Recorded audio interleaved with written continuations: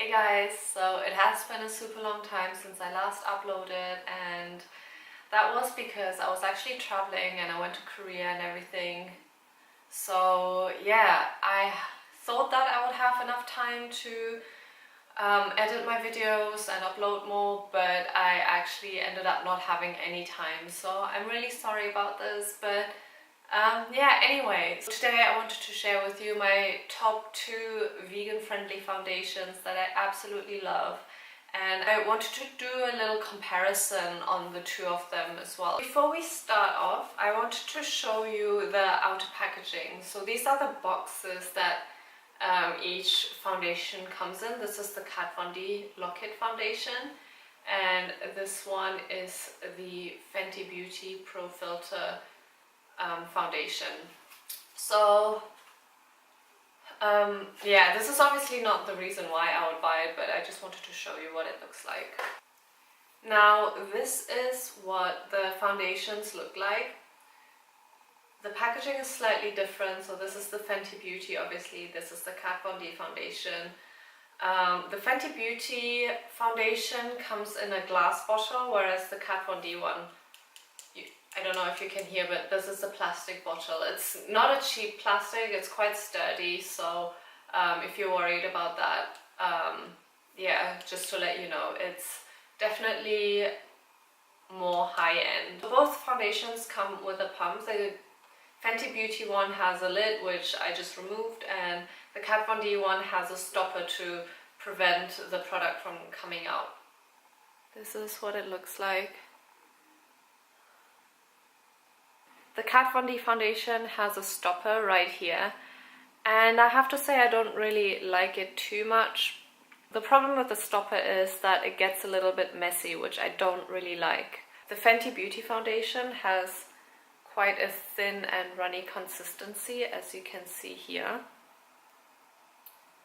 whereas the Katvond one is a bit heavier, so you can see the difference. The Katvond one doesn't run.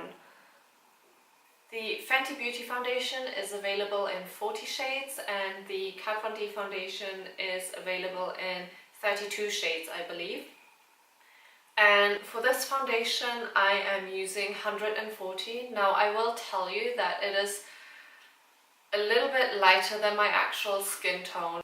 Unfortunately, the Sephora that I went to didn't have the full shade range, so 140 was the closest I could find to my actual skin tone.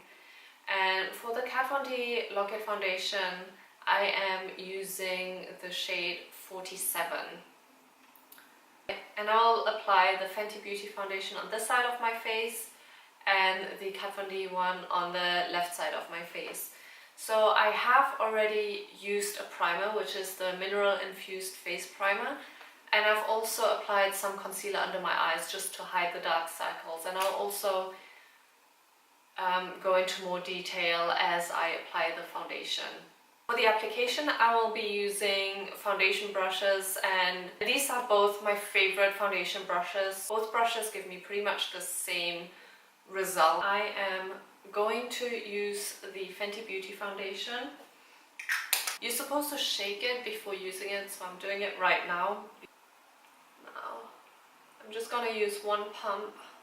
The reason why I am applying this foundation on the back of my hand is because if I dot it over my face, it dries very quickly on the skin, and it makes it quite hard to work with because this foundation dries down very quickly, and you end up just dragging the product across the skin and it will look streaky and patchy. So so that's why I prefer kind of warming it up on the back of my hand first, and then just using stippling motions on my face to apply the foundation.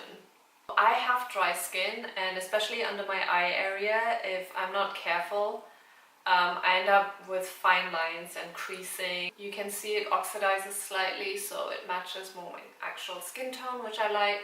I also like the smell of this foundation. It kind of reminds me of, I don't know, of cake, I guess. all vanilla in a way. This foundation gives me a medium coverage. You definitely need to be careful when you work with it because it can look easily patchy on the skin if you are not careful enough, and also I found that if I don't use a primer, it will definitely look patchy and streaky on my face, and the application isn't as smooth as I would normally like. So it is definitely a bit of work to make this foundation look good on dry skin.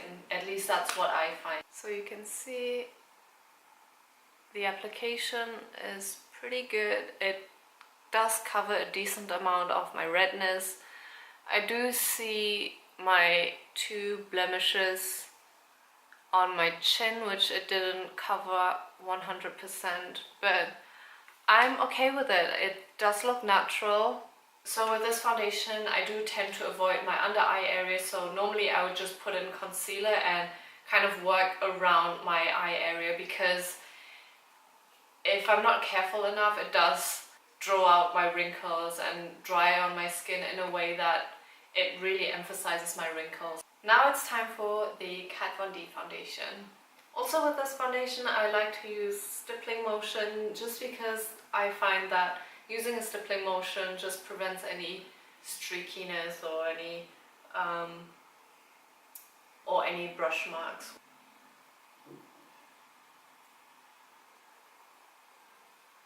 When it comes to working with the Kat Von D foundation, I find it a lot easier than the Fenty Beauty foundation. If you can see, the Kat Von D foundation is not matte like the Fenty Beauty foundation. I have more of a dewy, natural finish. You can see here it's a bit more on the matte side, and here it's more on the dewy side.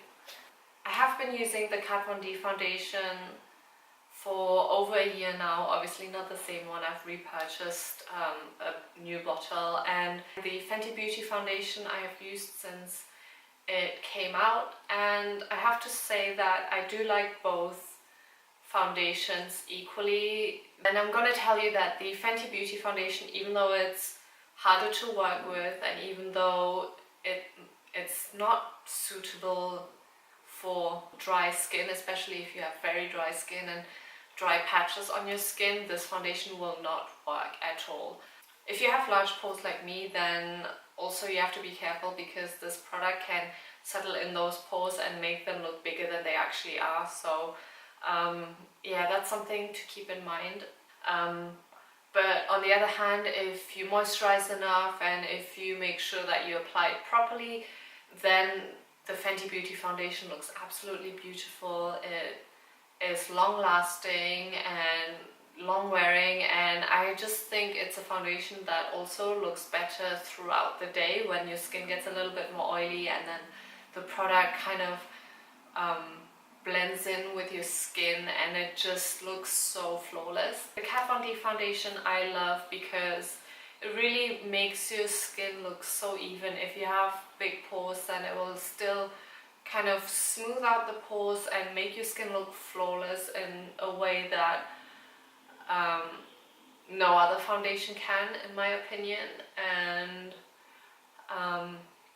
it gives you a beautiful glow. If you don't like this dewy look, then you can obviously put a powder on it, which I don't like to do because I already have dry skin. So I do like the fact that the Kat Von D foundation gives me this glowing skin. It has full coverage for the days where I have breakouts and I need something that really covers my spots and hyperpigmentation. But having said that, this foundation is not as long lasting as the Fenty Beauty foundation. The Kat Von D foundation creases under the eyes, so you have to be really careful with it. And also it can, when you have oily skin, it can also kind of start separating a little bit. This foundation is great for dry skin. For oily to very oily skin, I don't think this might necessarily work. Oh, before I forget, I just have a piece of tissue paper and I am going to show you how transfer proof each foundation is. So I'm just gonna dab a little bit on my face and you can see there's hardly any product where the Rihanna foundation was, and the Kat Von D foundation. So this is the side of the Kat Von D foundation, and this is the side of the Fenty Beauty foundation. Overall, I think I do prefer the Kat Von D foundation because it's a lot easier to work with and it's more suitable for my dry skin. Thank you so much for watching. I hope you liked this review and see you next week. Bye!